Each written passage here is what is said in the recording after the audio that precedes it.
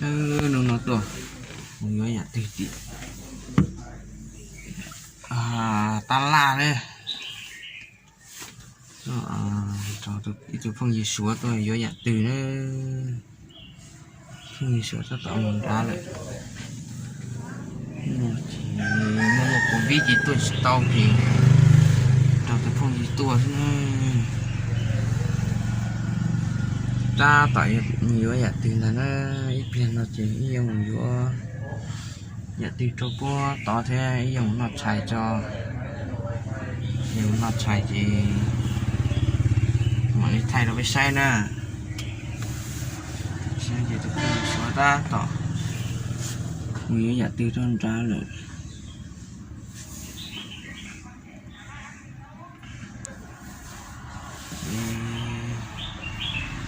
ra tỏ nhau chê nè tao tận tận đâu nè nói về cái lo nè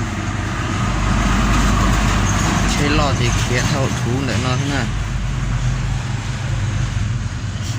giờ kia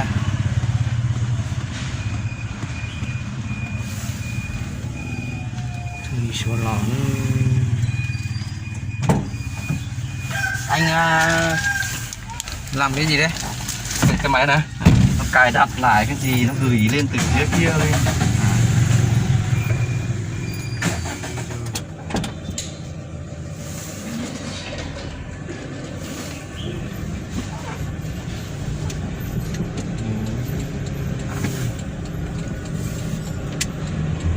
đi ăn sáng ở chỗ nào anh?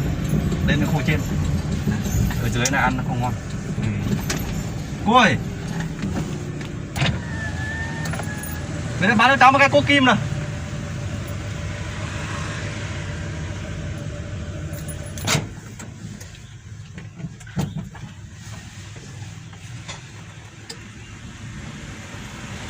Muốn lại cho bước vào trên xe cháu luôn. Đó. Ô đừng thả không cứ bước lên là sao được không?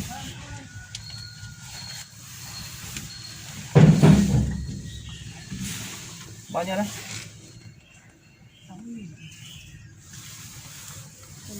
Tên nó là gì? Ta là cái gì?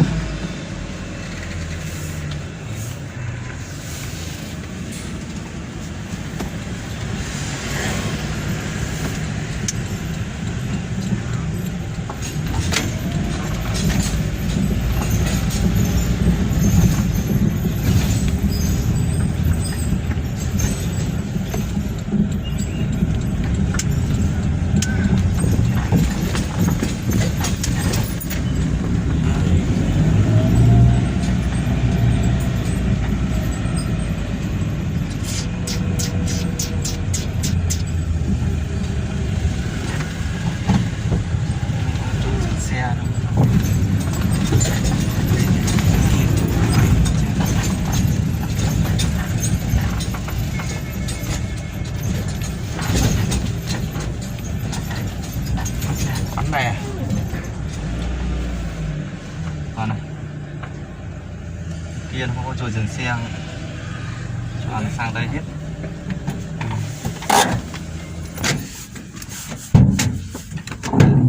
chi chọn ai da